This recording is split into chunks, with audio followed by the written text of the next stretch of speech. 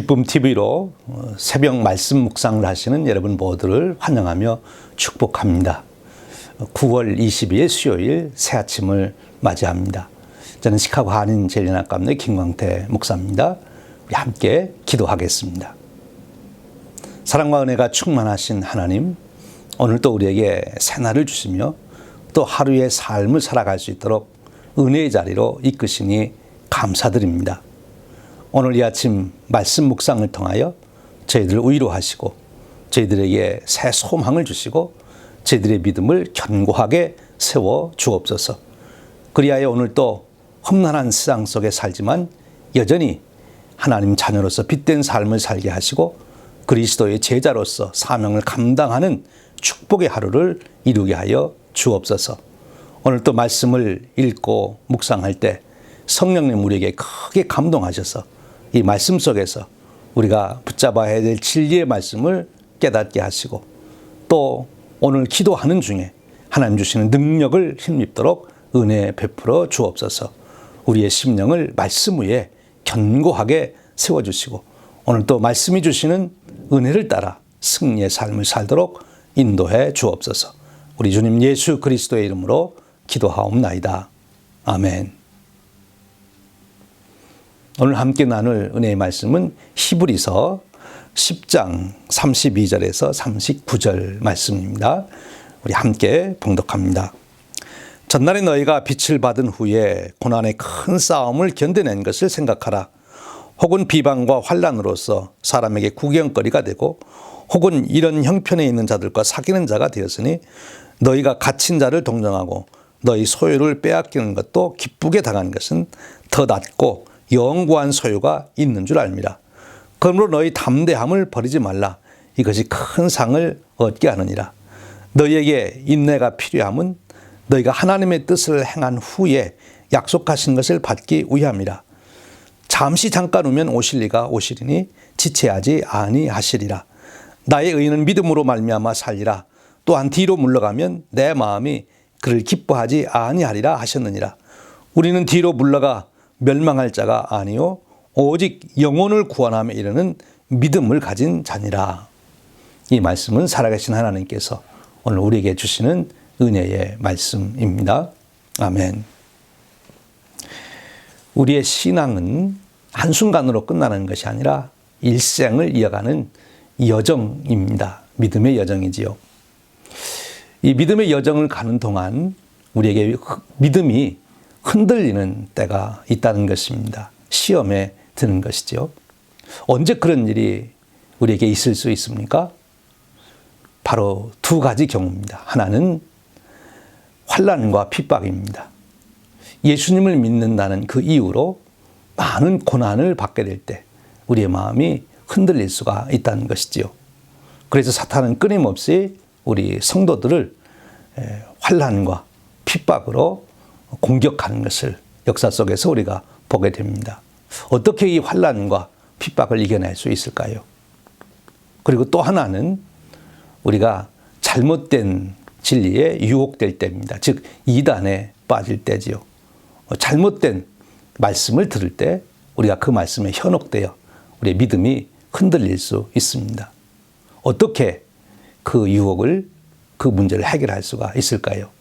바로 오늘 우리가 읽은 말씀에서 우리는 그 비결을 배우게 됩니다. 오늘 말씀은 유대인 그리스도인들에게 주어졌던 말씀입니다. 유대인 중에 예수님을 믿고 그리스도인이 됐습니다. 그런데 그들의 믿음의 여정에 환난과 핍박이 오고 또 그들이 예수님을 믿기 전에 따랐던 구약의 말씀, 율법이 그들에게 계속 그들의 믿음을 흔들고 있었습니다. 바로 그런 그들에게 오늘 말씀이 그들의 믿음의 여정을 바르게 갈 수 있도록 권고해 주시고 있습니다. 오늘 우리가 읽은 말씀 중에 32절 말씀입니다. 전날에 너희가 빛을 받은 후에 고난의 큰 싸움을 견뎌낸 것을 생각하라. 그들이 예수님을 믿게 되므로 큰 고난을 받았다는 것이죠. 근데 그때 그들이 그것을 잘 감당했습니다. 그러니 지금 너희들이 환난과 핍박을 당하지만 그때 너희들이 승리했던 그때를 생각해 보라. 그렇게 말씀합니다. 여러분, 그 당시에 유대인 그리스도인들이 어떤 고난을 겪었습니까? 어떤 핍박을 받았습니까? 33절, 34절에 말씀합니다. 혹은 비방과 환난으로서 사람들에게 구경거리가 되고, 혹은 이런 형편에 있는 자들과 사귀는 자가 되었으니 너희가 갇힌 자를 동정하고 너희 소유를 빼앗기는 것도 기쁘게 당한 것은 더 낫고 영구한 소유가 있는 줄 알미라. 그들이 공개적으로 모독을 당하고 그리고 고난을 당했습니다. 잘 아시는 대로 원형 경기장 같은 곳에 끌려가서 그들이 사형을 당하기도 하고, 또 많은 사람들이 보는 앞에서 모욕을 당하기도 했습니다. 그런 고난을 받게 된 것이죠.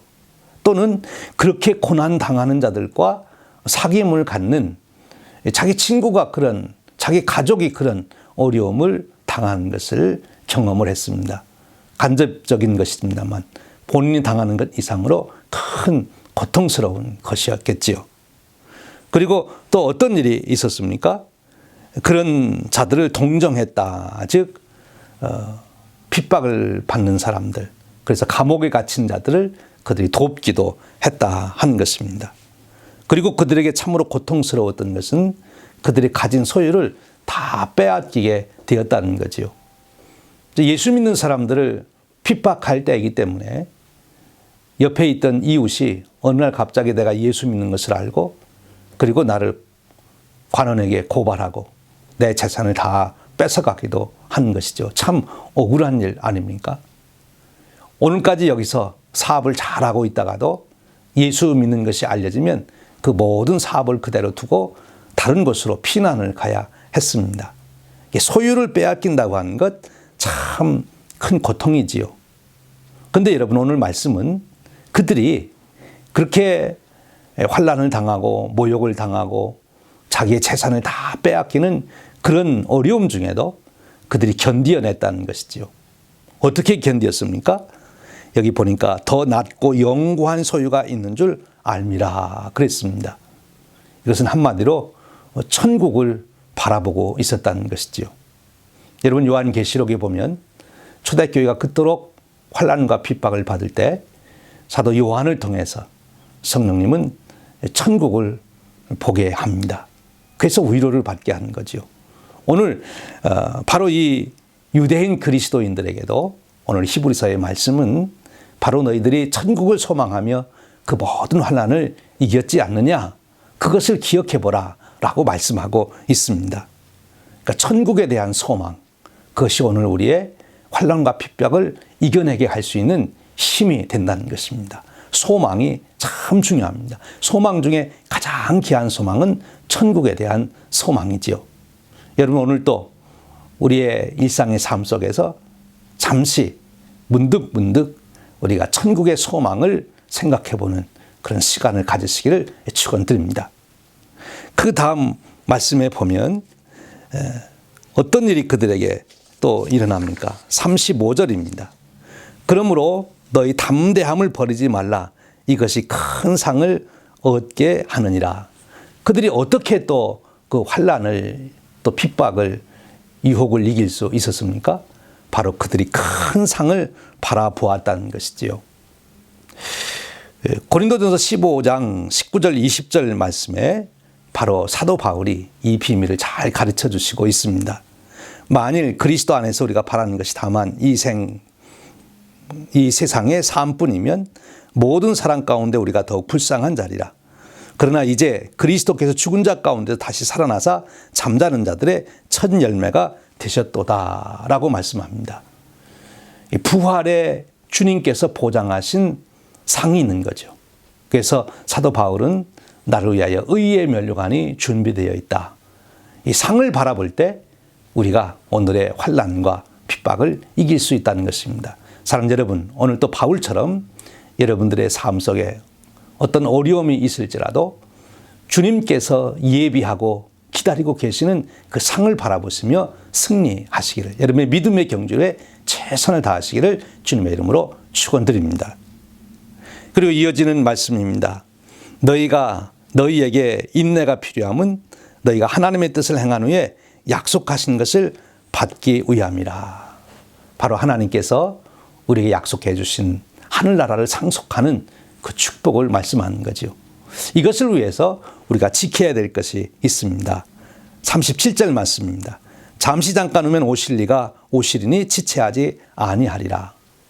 오늘도 우리의 일상의 삶 속에서 순간순간 다시 오실 주님을 바라보는 저와 여러분 되시기를 바랍니다.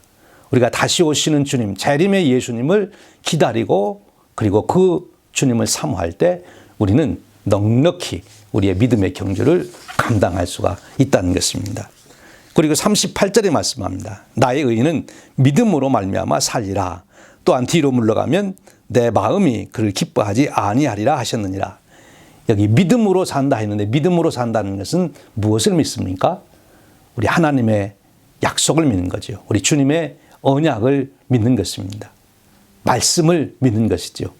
여러분 오늘 또 우리가 환난과 시련과 유혹을 이길 수 있는 길은 말씀을 묵상하는 데 있습니다. 오늘 또 하루를 사는 중에 순간순간 하나님의 말씀을 다시 새기시고 묵상하시는 그런 축복이 있으시기를 바랍니다. 순간순간 말씀을 묵상하는 데 도움이 되는 것은 말씀을 암송하는 것입니다. 암송한 말씀을 오늘 또 여러분들이 순간순간 다시 한번 암송하시면서 그 하나님의 언약의 말씀을 붙잡으시길 바랍니다. 그러면 넉넉히 우리가 환난과 시련을 이겨낼 수 있다는 것입니다. 그리고 39절에 이렇게 말씀합니다.